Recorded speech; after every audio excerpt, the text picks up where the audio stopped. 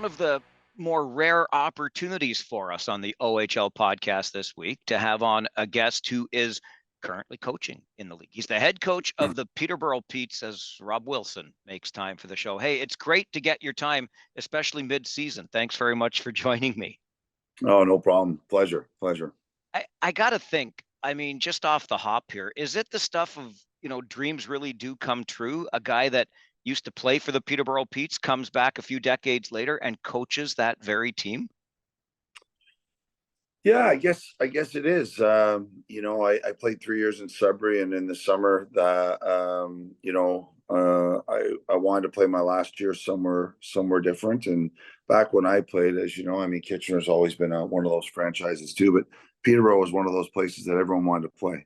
And so I got the opportunity to get traded in the summer at the OHL draft to Peterborough, and I jumped at it, and it was great. We went on that year to win a championship, and still close to a lot of those guys now. And so to come back to a team that you had such fond memories, and you had like I said, such a great year where you win a championship. Yeah, it is sometimes you pinch yourself because you're like, wow, you're coaching where you played, and that's kind of neat. That was quite the year to make that transition and end up with a franchise like Peterborough. How different was it for you, Rob, in Peterborough versus your years prior in Sudbury? I made a lot of good friends in Sudbury, and I enjoyed my time there. It's a great hockey town too. But like I said, in those days, especially you're talking the 80s and that, they were days where Peterborough was one of those places that majority of the players would have dreamed to play there, and it had such a great reputation, and all the players that had gone through, and NHL coaches. If you look at the guys that coached in Peterborough, like you're talking Scotty Bowman, you're talking Gary Green, Dick Todd, Mike Keenan, these type of guys, and of course Roger Nielsen, right? So you're talking about some of the legends of hockey. They all coached in Peterborough. So when I came there, Dick traded for me, and it was a good year. And then Roger happened to be available that year, and Roger did a lot of work with us that year. He was one of our assistants with Terry Bobert. So we had a great group of coaches, and so when you're around those type of people, it's only good things are going to happen. And we went on that. I remember that year very well. Kitchener had one of the best teams in the league. They were really, really strong. They were right at the top of the league all season long, and but we ended up winning the championship. So it was a pretty special year. Yeah, your friends from up north, not in Sudbury, but in North Bay, it was Templeton and the Centennials that took the Rangers out that year, if I'm not mistaken. Yeah, it could be. We played Niagara in the final. They were stacked. They had a whole bunch of NHL first rounders, and really great team there. We played them in the final, but yeah, it was that. When I think back to that year, Cornwall was really good. Belleville had a good team, and like I said, Niagara, Kitchener, London was pretty good, and North Bay. Like there was a lot of good teams that year, and we ended up coming out of that from Ontario. So pretty special year. What was it about that team, Rob? You look up and down the roster, and absolutely a Mike Ricci is going to stand out. But beyond that, it seemed like one of these teams that was just balanced, getting contributions throughout. What made it so special that you basically, as good as Niagara Falls was, you beat them in 6. You didn't really get pushed in those playoffs. Yeah, I don't know. We had a very good group of guys. And you always seem to hear that when you hear about teams that won championships. You don't seem to hear, oh yeah, we had 7 or 8 guys that didn't really fit in, or 3 or 4 guys that were in their own page or whatever. You don't hear that very often. And yeah, we reached, he had a big year. He got 50 plus goals, and was a big part of the group, and was definitely one of the star players, or maybe our only star player. Not no offense to other guys, but we had a lot of other guys that mixed in with goals, and like Ross Wilson and Andy McVicker, and these type of guys were older guys that fit in. We had 4 older defensemen that played. We had good solid goaltending with Top Boy Soon and Tanner, And like I said, we had good coaching around us. We had good toughness. I mean, we had Ty and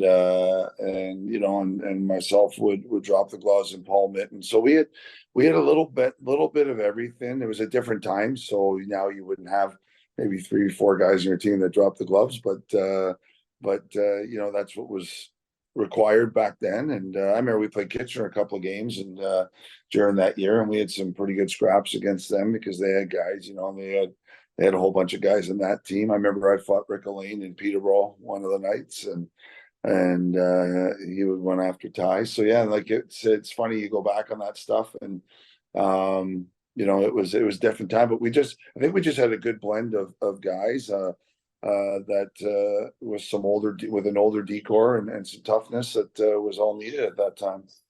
You talk about some of those names. I mean, Rick Elaine was as tough as they came out of Kitchener. Ty Domi, it goes without saying, your teammate there in Peterborough. And as you mentioned, you weren't afraid to mix it up. How do you feel about where we're at with the game today, Rob, in terms of that physical aspect to it, which is greatly reduced? It's still there, but it's not even near the same.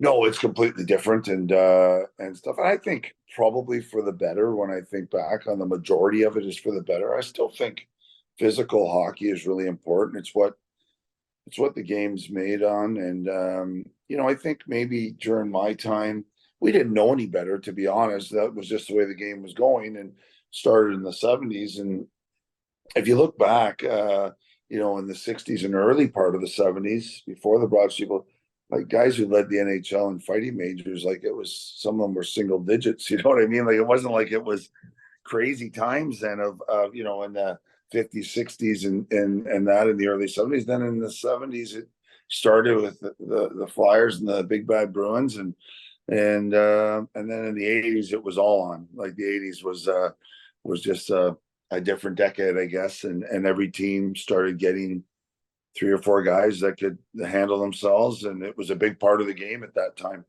I think we've come a long way from them. I don't think that part is as necessary as it was, but I still think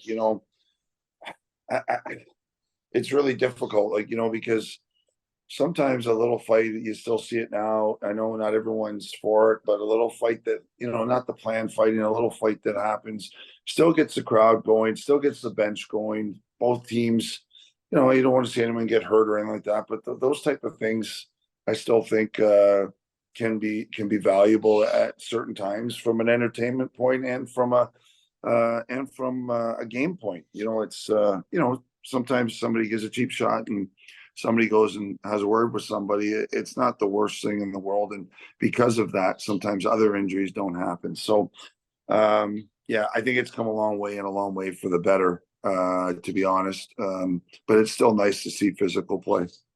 I agree 100% with your assessment of that for sure. And I'm thinking now on a guy that played there, won a championship, coached there, and won a championship. There's got to be a pretty distinct home ice advantage there in the PMC, doesn't there? With those square corners, I mean, you got to be able to use it to the advantage. Yeah, I think so. I think there is for sure. And it's funny when, you go to trade for a player and say they come from, some of the more modern rinks now or whatever. And they're, you're almost saying to them, listen, when you get here, you're going to love this rink. But when before you come here and you play in other teams, you might think, oh, I don't want to go to Peterborough. I go, and there's a reason for that. It's not always the funnest place to play, and you have to use that to your advantage when you're a home team. And there's places on those boards you want to put pucks, and there's advantages that come off it. It's I say this Kitchener's one for sure, even though it's a bigger city and stuff like that. But there's certain cities that are real hockey towns, and we have a real hockey rink, and we have a real hockey town. And I tell the players that embrace it. You go down the main streets right now in Peterborough, and on all the lampposts, you have a picture of a Peterborough Pete. It's a hockey town. It's a hockey community. And I always say, guys, embrace it, embrace the rink. and you'll love the rink when you're here. And they do. When you talk to all the players, they actually love the rink. It's a great place to play. What was your Memorial Cup experience like back in '89? Uh we were, I think, unfortunately, and you don't want to make excuses, but I don't know if everybody knows, Mike Ricci got the chicken pox. And so we got out there and he was covered in head to toe in chicken pox by the time we got there. We had a couple other guys that were banged up, as every team would be when you get there. But I don't know if guys remember, when you get the chicken pox, you get exhausted and all you want to do is sleep, and it's not healthy for you to play. Today they probably wouldn't let him play. Back then they let him play and stuff like that. But he was exhausted, and that was our star player. Other guys in the league, that were star players, or other guys in the World Cup, they had their star players, but he was our star player. And it really hurt us, unfortunately. But what an experience. And you're an OHL champion and you're going out to the Memorial Cup. And unfortunately now my dad has passed, but my dad was out there and loving it. And everybody's parents came out, and it's just such a great thing. And I mean, the problem is with the Memorial Cup, the only thing that you kind of, you feel when it's over, if you don't win, you're feeling a little bit of letdown, and you shouldn't. But it's hard. It's hard not to feel that. But we had such a great experience. When I look back at it now, Swift Current had a really bad bus crash a couple of years before that Memorial Cup, and 4 players lost their life, and they ended up winning that year. So when I look at that, more than anything, of course you want to win, but thankful for that group that they were, that happened for them. So I shared it with I share those memories with my thoughts with my dad, because he was followed me everywhere to play. So I think about that, and I think about just the team we had and how good that group of guys was together. Rob, if there's a universal theme among players who have been involved in this game, it's the contributions and support they've received from parents, basically from the first time they put on skates. Yeah, I mean, my parents, like I can only say, like, it's, unfortunately they're passed, and I miss them both, but they sacrificed a lot. My parents came from Glasgow, so my dad, like, he was a big soccer fan. He loved soccer and boxing. Those were his 2 sports that he loved. And he came to Canada and he fell in love with hockey and couldn't skate. And then so my poor brother was older than me, and he didn't really get the same opportunity, because at the time when my dad first got it, he was working. And so he never got the same opportunity. And then by the time I came around, my dad, like I said, loved hockey, and I loved it right away. And my dad always told the story. My brother was a little less maintenance than I was. My brother never complained. I guess that he can remember back from like 2 years old, I was bugging about a pair of skates and sticks and things like that. So I kind of dragged him to the rink, and my brother was just more easygoing than I was. So I forced their hand, and made him drag me, or I dragged him to the rink, and then the love came from there. But they were so, I mean, they were older. My dad, it's an interesting story. My dad and mom had me at a very late in life, which in one way was great. I got to spend some quality times as a young guy with your parents, but always knowing I was going to lose them probably at a younger age than most. So it was tough. It used to weigh on me a lot when I was younger, but the experiences I had with them were great. My dad was 48 and a half when he had me. My mom was 43. So my dad fought in World War II. He was in the RAF. So he was a mid-upper gunner. So he was away at war at 19 years old, and was able to share some experience. Didn't talk a lot about it until his later years, but their contribution to me was was immense, especially with hockey. And they'd be in a car, they wouldn't even tell me. Next minute, I was in Sudbury for 3 years, and they'd be in North Bay, or they'd be wherever, and then my dad would drive straight back and go to work half the time from Sudbury. Like, crazy when I think about it. You mentioned that World War II experience, and it makes me reflect on the arena where the Rangers play. And I always make sure I emphasize it's the Memorial Auditorium. You're in the Memorial Center there in Peterborough, and you played in the Memorial Cup. I'm not going to be one of these guys calling it the Memmer or the Mem Cup. It's the Memorial Cup. It must have taken on additional meaning for you.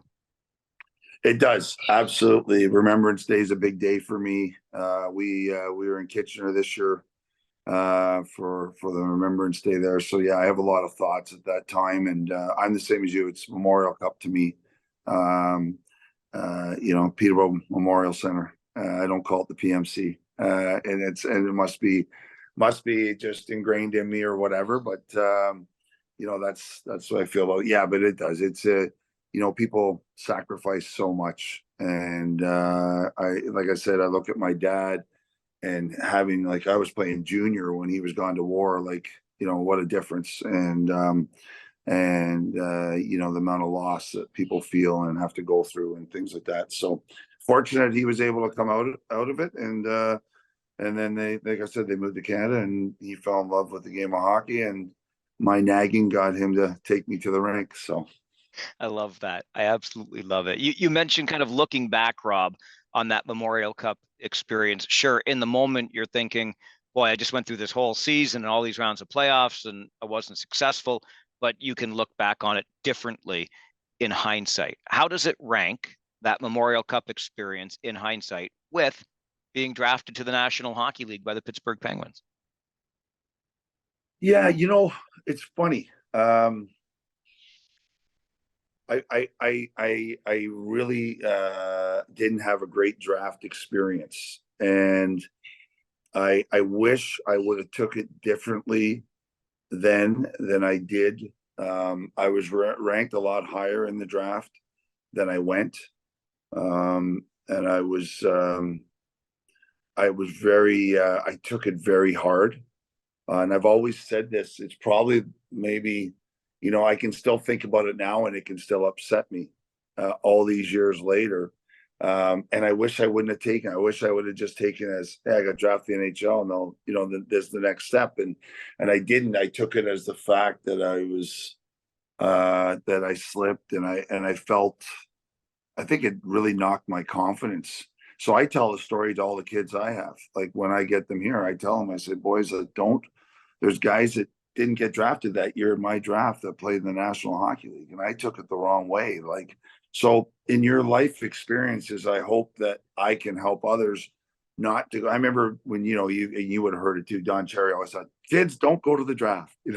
Kids don't go to the draft, and you're so excited to go to the draft. It's the NHL draft, and it was in Montreal, and my parents were there. My aunt was with me, and so my brother was there, so you're excited to go to the draft, and and it didn't happen the way I was hoping it was going to go, but I'm able now to share that with the kids and say, guys, listen, you're going to play with guys now that will not get drafted. They're going to play in the NHL. You're going to play with guys now that were first round picks that never made it to the NHL, and the sixth rounder made it. So you got to take the experience day by day and continue doing things in the right way. And I wish I could have gave myself that advice back then, but I loved it. I was proud that I was, drafted. I was, when I look at it now, I'm definitely more proud than I was at the time. You're still one of a couple hundred kids that gets drafted to the NHL every year. So that's not a lot when you're looking at worldwide. I love going to camp and Maryland Music Camp, and these type of guys are there. So, great experiences and stuff like that. Loved every experience that I had. The question is, Rob, had you been able to give yourself that advice all those years ago, would you even have listened to yourself? Probably not. Yeah. Probably not, because I'm sure my dad and my brother must have said it probably 1,000 times. Don't worry about it. big deal. You're going to camp. Like, who cares, you know? But I really took it hard. I took that day really hard, and I took it for many years hard. It bothered me for a long time, and I wish it didn't, but it did. And like I said, I can think about it today, and it can still upset me. So it's funny how things bother you in life, but still proud to be one of those kids to get drafted and to say you're an NHL draft pick. Very few get to say that. So you know, went to a bunch of camps in the NHL. So you know what, you have to look at it now with common sense and say that, you know, it's still pretty good achievement. You're also a Colonial Cup winner with the Chatham Wheels. You were a point a game player with that team back in the mid 90s. Yeah, you know, that's a Kitchener Ranger coach dragged me there. Really? Former Kitchener Ranger coach. Again, I talk about from the draft. I never got over that, and I didn't get signed with Pittsburgh. Had a really good year in Peterborough, and really enjoy. And I think, you know, not getting signed out of that season again had its effects on me, and was struggling with things. And I had just come back from Las Vegas, had their first ever training camp, and Bob Strum was the GM, and he called me up, and he had drafted me. He was part of the draft in Sudbury. He never actually coached me. That's another story. He never made it to camp. But Bob Strum was the GM out there with Butch Goring as the coach, and he offered me. Hadn't seen me play in a bunch of years, but was a little, like, said to me, like, I had played in Brantford for a little bit there, and he's like, "What are you doing with your career? You're a pretty good hockey player," type thing, or, you know. And he said, "I'll give you a 25 game and come to camp and see if we can resurrect your career." Anyway, I went, and camp was great. Kept me around for a long time. Uh, you know, they had so many guys they had signed to the NHL on NHL contracts, older guys, and he's like, you know, they didn't have veteran rules back then like they do now. And he's like, "Listen, would you go to the coast, you know, and we'll probably get you back up here and make a few trades." But like I said, I was struggling with myself in hockey at that time.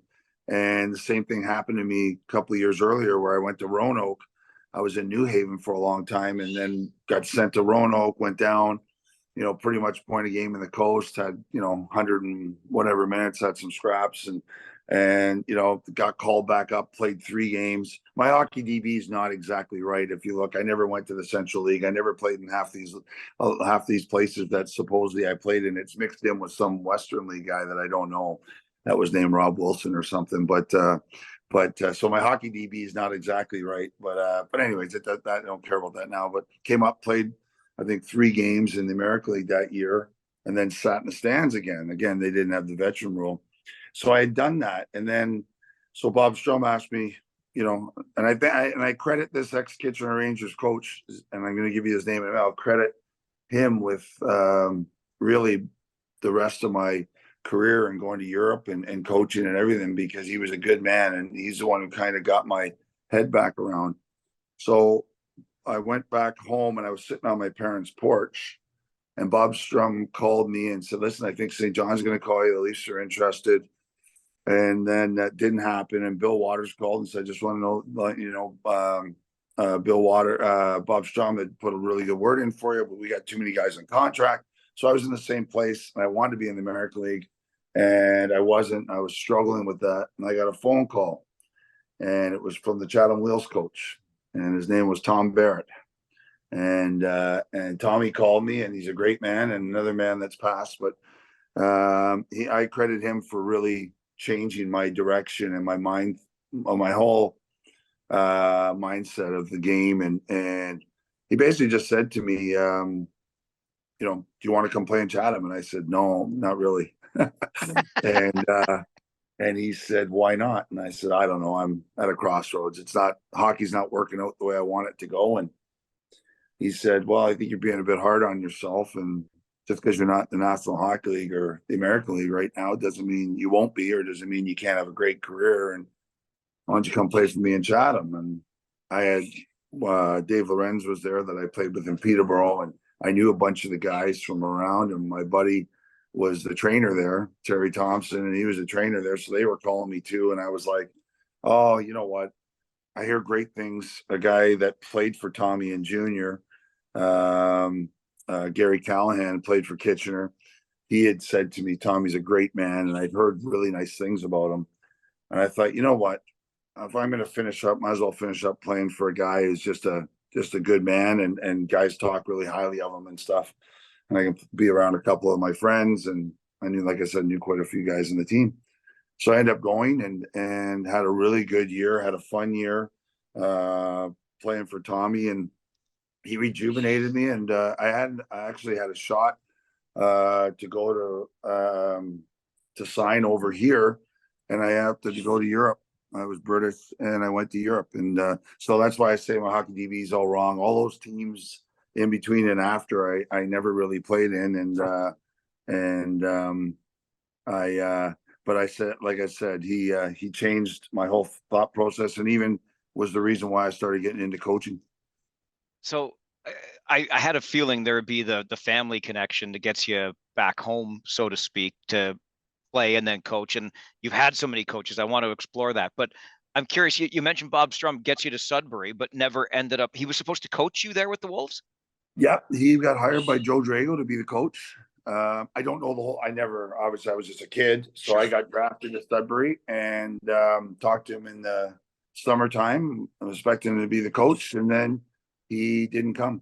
I don't know if it was family reasons or whatever. Like I said, I was a young guy, and met him many years later, and brought me to Vegas's camp, and yeah, so that was weird the way that and Wayne Maxter ended up being the coach that year, and stuff. So, and Max was, I liked Max. He was good, like no issues there and stuff. He was only there the 1 year. Unfortunately, we had a lot of coaches in Sudbury at that time. We went through a few and stuff. It would have been nice to maybe have a little bit of familiarity there. Yeah, they were some lean years while you were there for sure. But this also makes me think, we say it all the time, but you're living proof of how small the hockey world really is, right? Strummer comes back and finds you, and that's the connection that leads you to the Colonial Cup, reignites the fire for you, and the rest, as they say, is history. Yeah, and then I went over to the UK, and I had, a lot of guys were playing over there, and the money was good. Like, it was, guys were making some pretty good money, and at that time too, the pound was really strong. The British pound was really strong. So it was like 2.5 times what the Canadian dollar is, and you're getting a house and a car. Guys were making good money, and I remember we used to joke about it. Some of the guys used to joke, and we used to say, "God, let's keep this a secret. We don't want too many people to know." Like, we used to say that to get. I'm not kidding you. Some of the imports, because the less competition, the better chance you had to make more money. So it was no, it was good times, and I had it got some really good teams over there by the late '90s. They ended up making a super league, what they call the Super League, and the standard got really high, and it probably really hurt the British players a lot, because there wasn't very many of them left that played at that level. They played in the league below. And some of them could have played. There's some really good players over there, but it's hard when coaches and general managers can bring in North Americans. They're gonna look to do that sometimes. So hard on them, but I had some great experiences, great times over there, and made a lot of friends, and a lot of friends I'm still tight with today, and just had great times. For a guy that was kind of adrift for a minute or two in your career after things didn't work out in the National Hockey League, or the A for that matter, you ended up playing. Like, you didn't hang them up till you were in your 40s, Rob. How did you keep the fire burning all that time? Well, I was in my late 30s, and I was a player coach, and we didn't have a big budget, so it was one way of having another player without having to pay him, kind of thing. So I don't know if I was very good at the end, but I could soak up a few minutes anyways.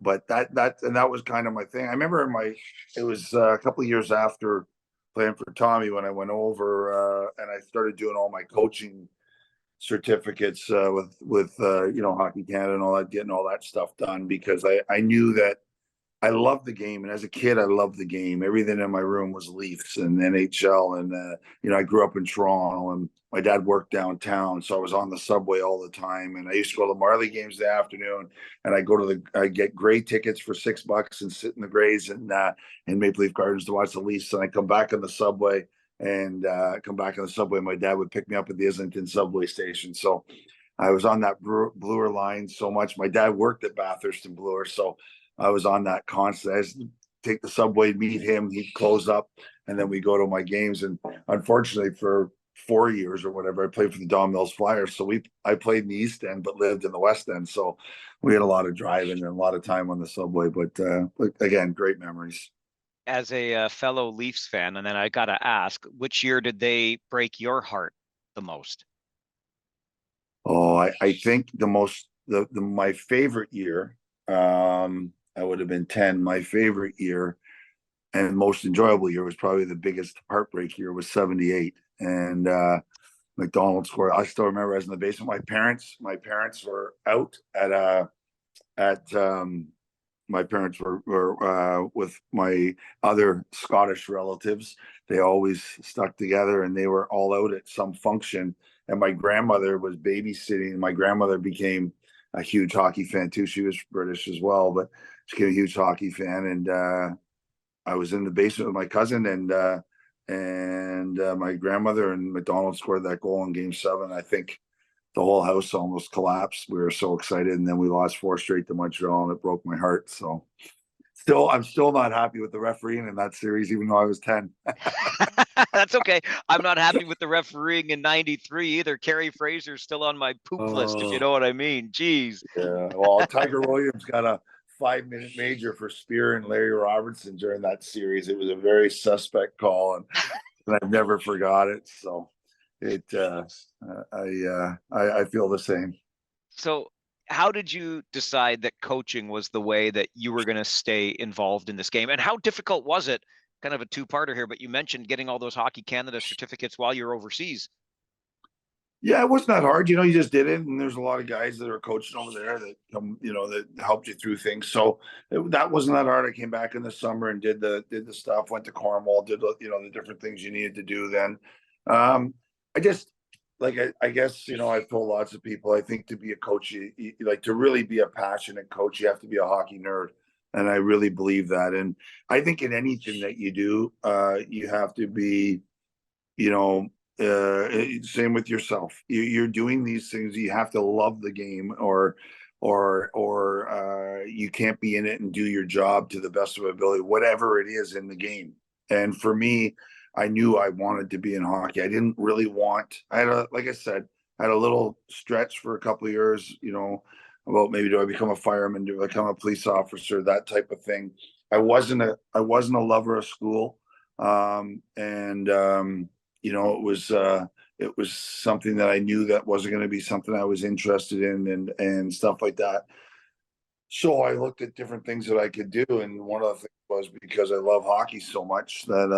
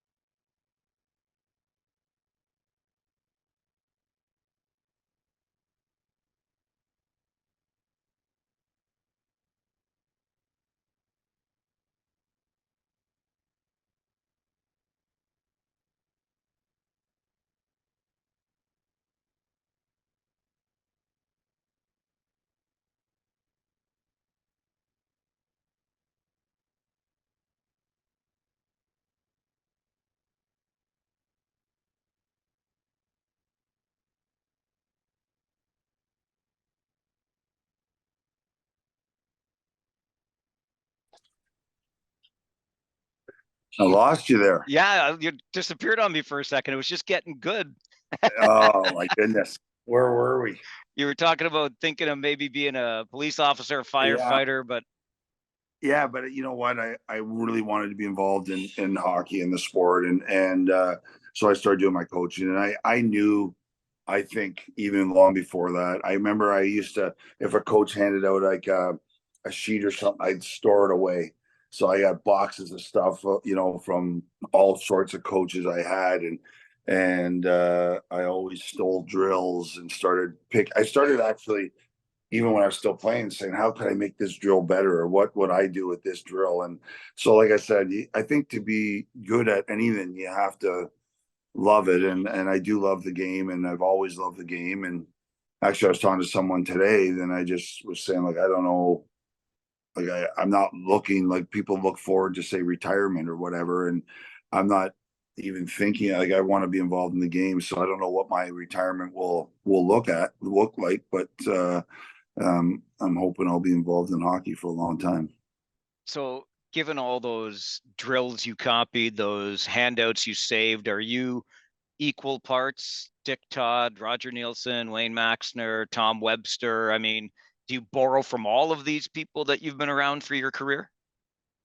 I think you do. I think you do. You take things and stuff. I hope I don't look like Dick. He comes in to see me too often, so I'm hoping I still look younger than him. Dick comes in all the time, so I just like to bug him. But yeah, I think you do. I think you take a bit of everybody, right? I think the good, the bad. Certain things that and the guys that coached me obviously wouldn't be able to coach the same way, and they would have evolved. They were all smart people. They would have evolved. The coaching's changed, just like the game has changed, and I think for the better too. Like I really do. Everyone goes, "Oh, I really get a kick out of everybody." You go back in history. I'm sure every generation does this, but all the kids today, and they probably said that the kids today when I was a kid, and the kids today, and the kids today, you know, I just think the kids today are just way more educated than we were. I think they're better for it. I think that they ask questions, they want answers, and they deserve. I would never have talked. I would never have asked. If Dick Dodd called me into his office, I was like, "Oh no, what have I done?" It was never like you were never going in to have a conversation about the game or whatever. It just wasn't done then, right? You just didn't do that, and you didn't ask questions. And now these kids, they ask questions all the time, and I love it. And they're texting, "Coach, can I get some extra video? Coach, can I do that?" And I think it's great. And I'm glad the game has evolved like that. So I'm actually an advocate of the way the kids are today. I actually think, and I want them to, and I encourage my own kids to ask as many questions as you can. That's you're there to learn. It sounds like it's an approach where you're doing as much listening as you are talking/teaching. Well, it's funny. I people asked me today what they think the number one thing as a coach, a successful coach, is today, and I said a good listener. And I really mean that. I think that's, you have to be a good listener to your players, to your coaching staff. You want to be closed minded, and you're gonna do everything your way, and you're the boss and all that. I don't think that works today. I think that's not the way it is. Obviously, you have to be the leader. I think uh, coaching is all about leadership, and coaching is all about listening. How did you make your way back to Peterborough from overseas? Um, I was loving Europe. I was in Germany in a great spot in Nuremberg. Had some real success there. Had really good teams. Was really enjoying it. And I got a phone call at some point during that year. One of the guys I played with, Dave Lorenz, was on the board. He's a Kitchener native. He's on the board in Peterborough at the time, and and another gentleman who's on the board is Dr. Bob Neville, and he's one of the governors in the league, and he delivered both my daughters, Jessica and Lindsay, and so we had good relationships, and they had reached out and said, would there be any interest of coming back? And I said, well, there's always interest. It's after I grew up and lived in Toronto, I bought a cottage here, and now I built a house I have a house on the lake here. And so, you know, I always came back to it in the summer, and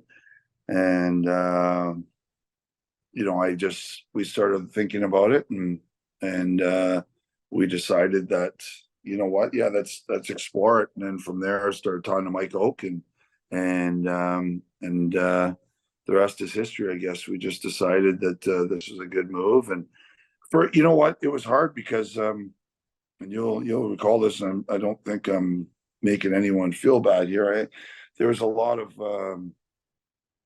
talk that Peterborough wasn't the same as it used to be, and that kind of bothered me a little bit. And I had people saying, "No, I wouldn't go back there," and "No, don't go there," and you know, this and that. And I just said, "No, I don't believe it. It's a great hockey town, and I wouldn't buy that Peterborough couldn't win again, or players didn't want to play there. I couldn't fathom it in my mind, because I know how desperate I was to come to Peterborough that year, when, you know, to win, and the memories I had. So I came back and I said, this is the direction that we want to go in, and started working with the board and Mike, and trying to build a program here, and we've had some good success. Yeah, you have. So did you look back at any of those people that were saying, no, you don't want to go to Peterborough, and say, I told you so after last year's run? No, I wouldn't say that. You just kind of in your own. I think I'm getting kicked off. You're good so far. Okay, good. Is it better if I turn it there for some Yeah, reason? whichever. Sure. So yeah, no, they we had this really good run last year, but you know what? It always comes back to, for me anyways, it's all about not really saying to anybody, I told you so. Just you kind of look at yourself and you say, okay, you said you could do this, and you feel good about it. And that's more the way I feel about it.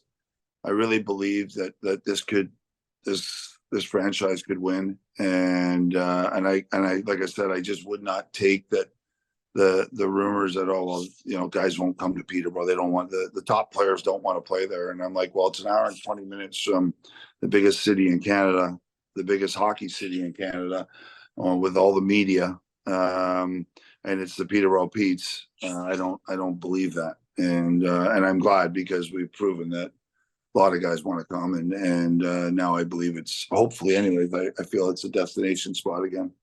So that run last year proves your point for sure. The Brennan Othman deal comes in November, but a lot of people, Rob, and I'll count myself among them, I got to be honest about this, we're wondering what's going on. Why isn't it all coming together for the Peterborough Petes? And you finish the regular season in fourth, and then of course go out and sweep the Sudbury Wolves in round number one.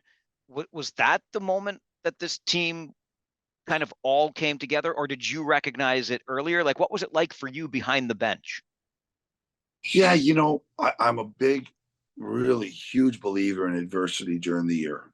And you look back to teams that have had so much regular season success. Look at the President Trophies winners in the NHL, and they get knocked out in the first round or the second round or whatever.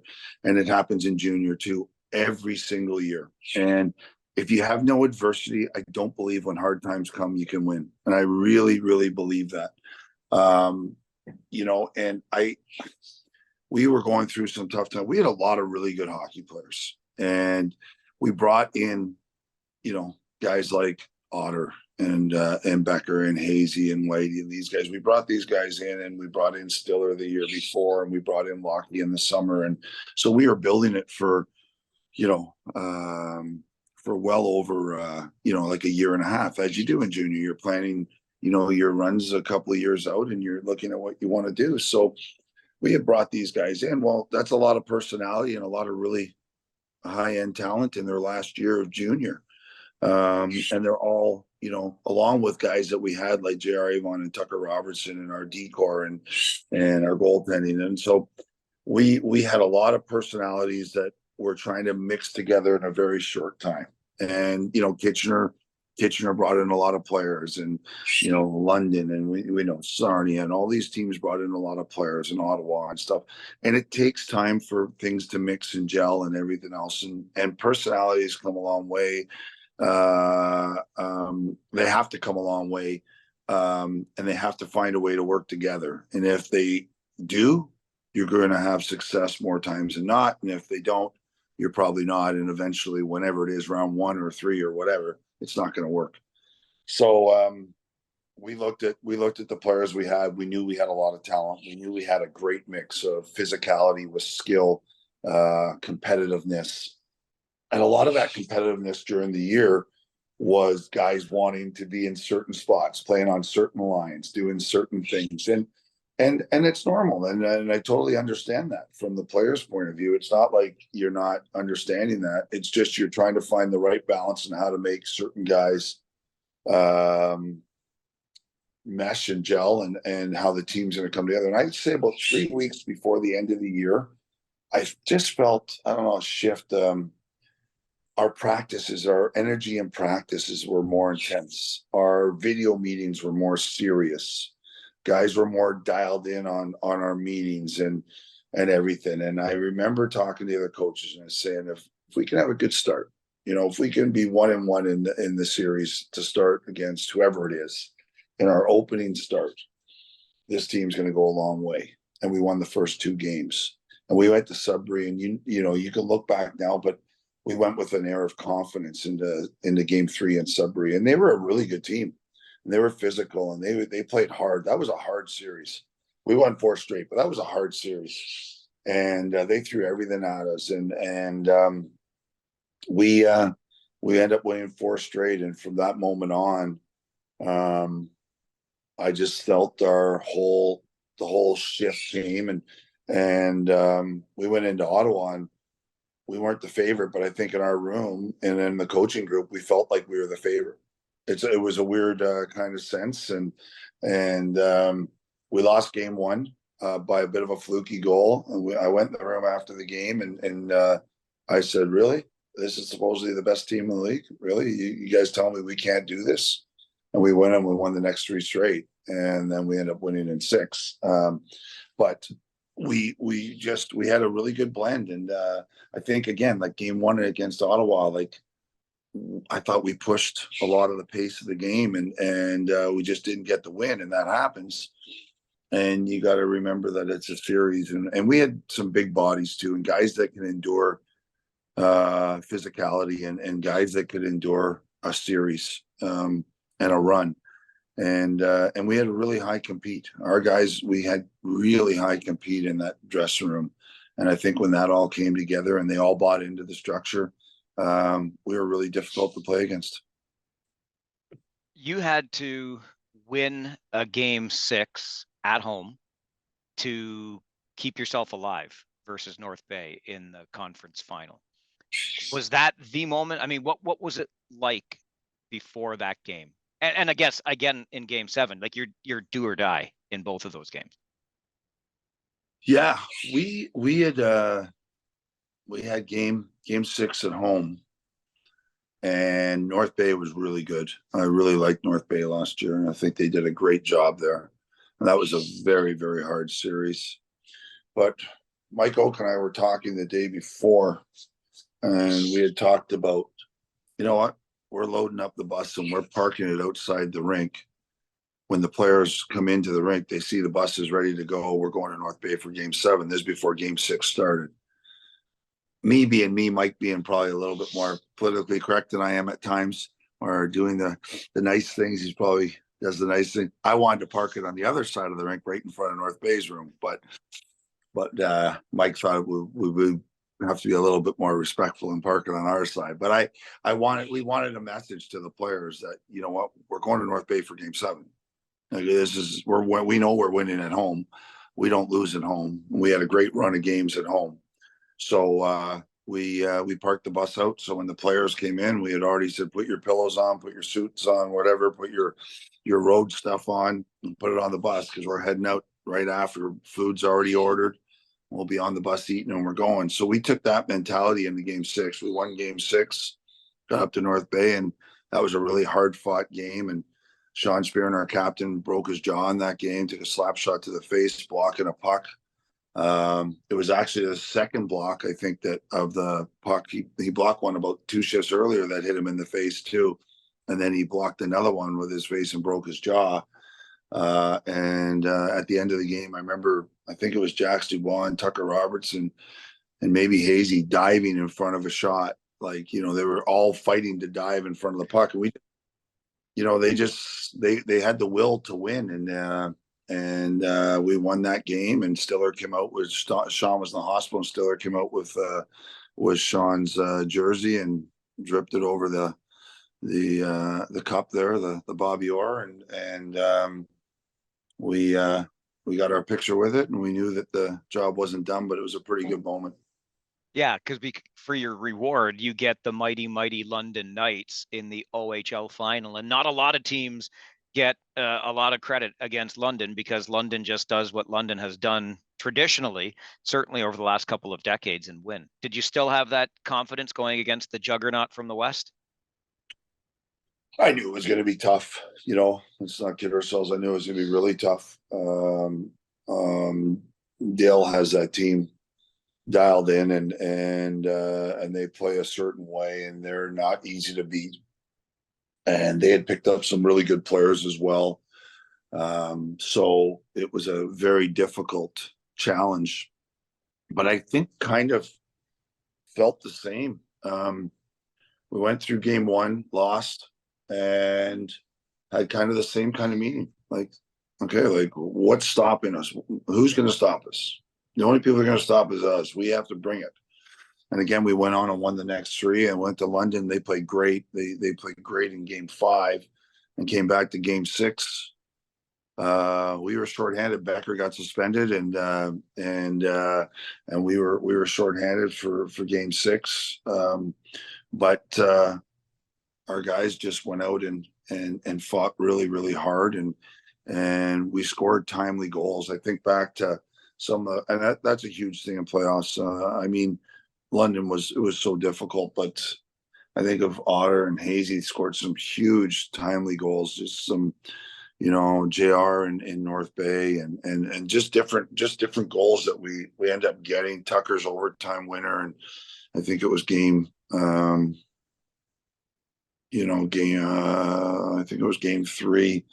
Just such timely goals that and you need that in timely plays, blocks, saves, all those sort of things. And we went on to defeat London in six, but it was definitely, and no, there was no easy. I can't, sometimes you'll go through a playoff run, you go, that series, we didn't really, that one wasn't that difficult, or, we seemed to have our way with them. We didn't have that. We had a very difficult run from Sudbury to Ottawa to North Bay to London, and all of them were hard. How much did you lean on your Memorial Cup experience as a player when you went back last year as the coach of that same franchise? Well, unfortunately, it was a third of a century ago. You don't lean on it as much as you maybe like. I just said to them, enjoy it. Whatever happens, it's going to be over quick. You can't sit here and dwell. It's one game series. I thought we played really well against Seattle in game one, and they, again, timely goal, and it turned the game for them. And we had to come back the next afternoon and play. We had to play the next afternoon against Kamloops, the home team, in the afternoon. And that was just a really tall order. We didn't have a great schedule. And that's not an excuse. That's just the fact. And we got in and we looked really tired. And we were beat up from the Londons and the North Bays and so on. So, we were down 2-0. The tournament just got started and we're already down 2-0. So the players actually had a little players meeting. I said, boys, you won't get this back. This will never come back. So you don't want to end it this way. And then they had a players meeting and talked about it and just, saying like, we're here. Like, that's not, let's just go out. Whatever happens, go out the right way. And that was kind of the message from the coaches too. It's okay. We're proud of everything we've done. There's nothing not to be proud of, but let's try and, we're not out of this. You're not out of it until they say it's over. And I knew that Patrick Waugh wanted to go undefeated. I had heard somebody tell me that he was saying that he wanted to go undefeated. So I said, you're not going to get a gimme tomorrow when you play Quebec. It's just not his style. It's not who he is. So we went out and played a really good game, and we ended up beating Quebec, and that got us to play Kamloops again. Had a huge overtime win against them. But the days were starting to add up on us, and the time we got, I mean, we were actually leading twice in that game against Seattle in the semifinals, but we started looking heavy legged. I remember being on the bench telling the other coaches and talking about that, saying, guys, like, we have to be smart here with what we're doing with our forechecking, and we can't expend energy, and we can't, we have to be. And unfortunately, we didn't have the legs against a great team. Seattle was a really good team, and at that stage, I mean, Kamloops was a great team. At that stage, all the teams are really, really good, and you know what? Really proud of the group. Proud of, it was a little bit, I'll say, it proved that these guys would never quit. It's so easy just to walk out there after what happened to us the first 2 days, to walk out and say, oh, this is over, but they didn't. And it was a great experience. I think each of them will be proud of what they achieved out there. And I know they're super proud of what we achieved in the whole run. You were talking earlier, Rob, about how you start putting a team like this together. Junior hockey, you're looking at the pieces and when the team's going to mature. So 18 months, even 2 years ahead. How closely are you as the head coach working with general manager Mike Oak as the team's being built? Oh, really close. I mean, you're constantly talking about players, and hey, he'd be a good guy. I like the way this kid looks. He's 17 now, and we're looking at our run in 2 years. He could be a guy we should be looking at going after if he keeps maturing and things like that. Or this guy might be a sneaky one that slips through the cracks. Or so you're constantly looking at guys, constantly having discussions, feeding off everyone's knowledge. And I'm a big believer in, I'm not a guy who just likes to sit there. I can't go, just go off the seat of my pants and just just here we go. We're going. I really like to talk and plan, and I want opinions. I really do. Well, it goes back to listening, right? I really think I'll ask my video coach. A lot of coaches probably don't sit there and talk to their video coach. What do you think about this guy? I want his opinion. I want my other coach's opinion. I want Mike's opinion. I want the scouts' opinions. I want to hear it. I might not agree with it, and that's okay. I don't want you to agree with me. I want your opinion, and maybe you're right, and maybe I've got to find a way that makes me see what this player can bring, or whatever. So I think it's a ongoing thing, and I don't think it really stops.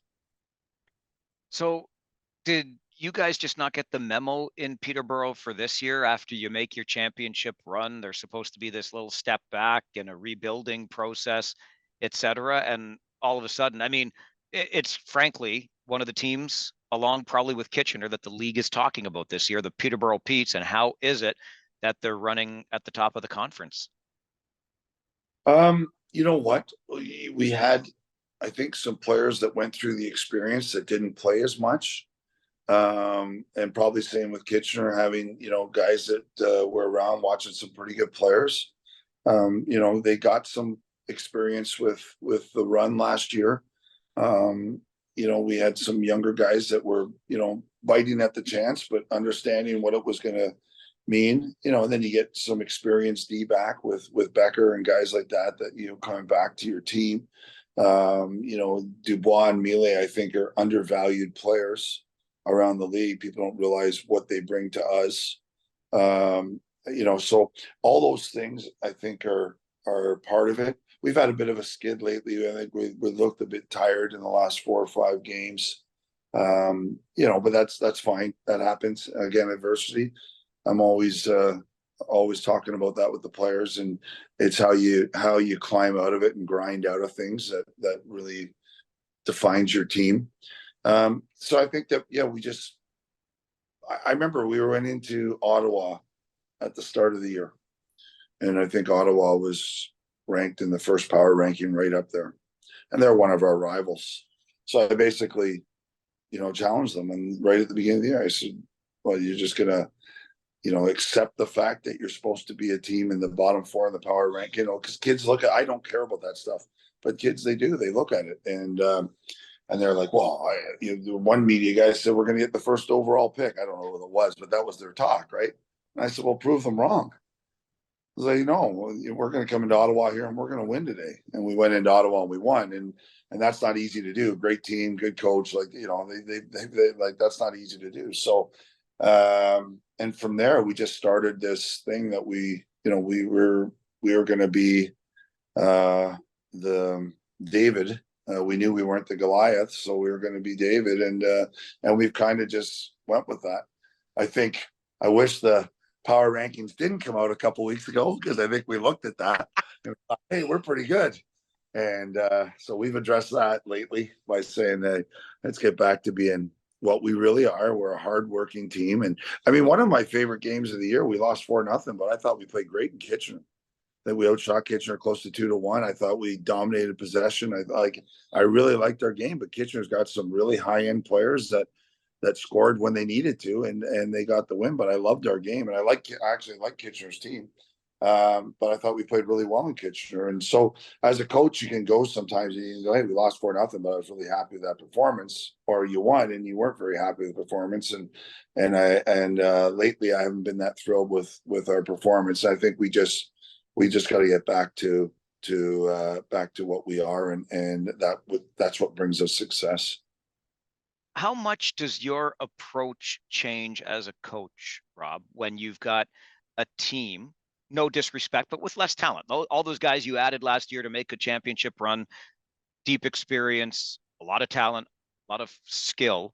How do you approach the coaching of a more youthful, less talented team this year? I think you have to probably have a little bit different. Your structure changes a little bit. Your offensive thoughts and plays and face-off plays might change a bit. Those type of risk plays that you might do with more skilled players, they have to probably change a little bit. But on the overall, it's this game's still built on compete, and I've said many times with a lot of people, and I really believe it, like, talent is huge. It's so important, but it also can be overrated. It also can be overrated if you don't have compete. And, I look at guys that we brought in, and, guys that come to mind that we brought in. Like, one of the things we wanted to do was bring guys in with high compete. We brought Stiller, and he plays hard, plays a heavy game. Brought Becker in, plays a heavy game. Otter's got a lot of talent, but he also plays a heavy game, and he's got a nasty streak to his game.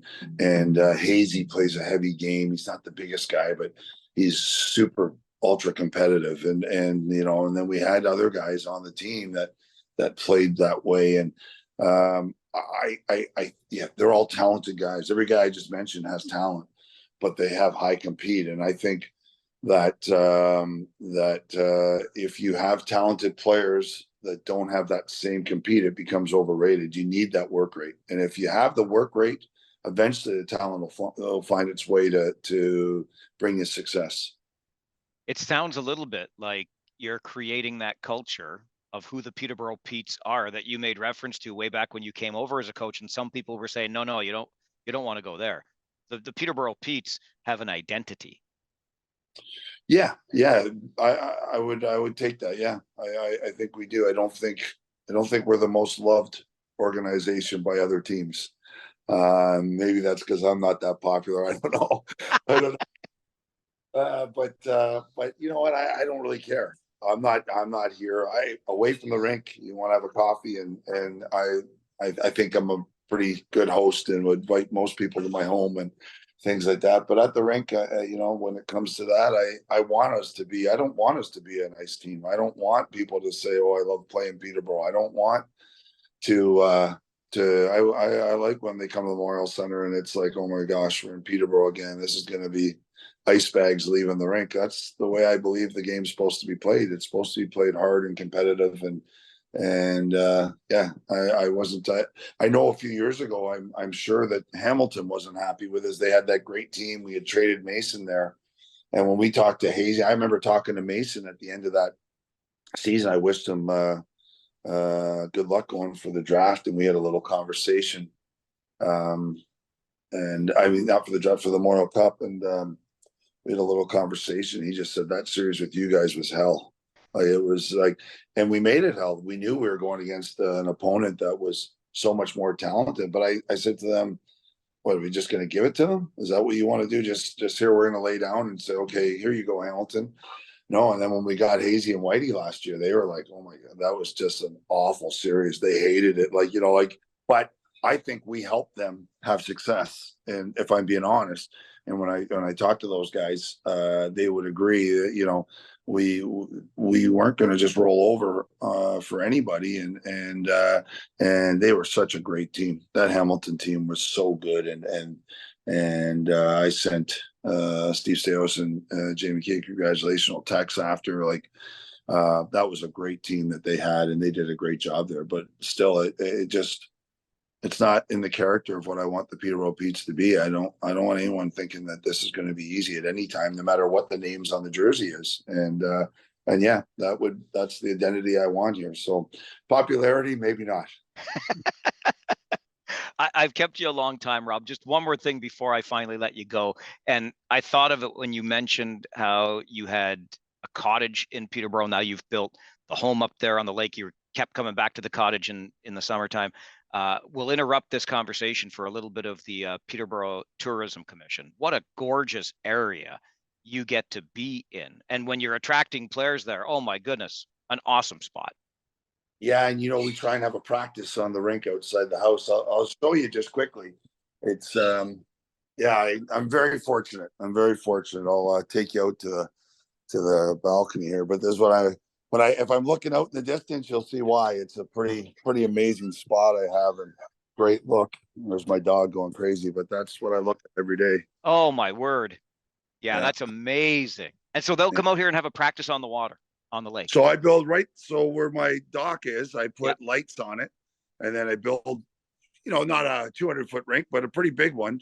And we'll try, and if the weather's conducive, we'll have them out here, and we'll practice. If I can get a couple of days, I'll buy a whole bunch of pizza and stuff like that, and we'll have I got the fire pit down there, so we'll have the big bonfire, and some of the other coaches will bring over like snowmobiles and stuff, because the whole rink freezes. And right over there in that middle kind of patch where those islands are, there's a ton of fishing huts. So there's probably, say, 100 fishing huts that open up there. So there's a ton of life on the lake. So there's snowmobile constantly. So the kids really love it. That is fantastic. Fantastic. Yeah, if you were going to go straight over these trees, the far trees straight over, that would take you right into the center of Peterborough. About 25 minutes. I'm only about 25-minute drive. I am so jealous. I'm stuck here in all this damn traffic and all this stuff here. Yeah, no, it's worked out pretty good. I'm pretty fortunate, really.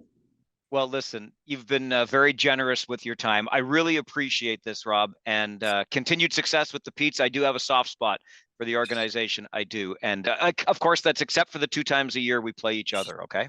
Yeah, well, that's understandable. And and I feel the same. So actually, Kitchener's such a great organization. It really is. And I don't need to tell you that. So we're pretty fortunate to be involved with two of the best. We certainly are. Thanks again for this, and I look forward to seeing you down the road. Take care.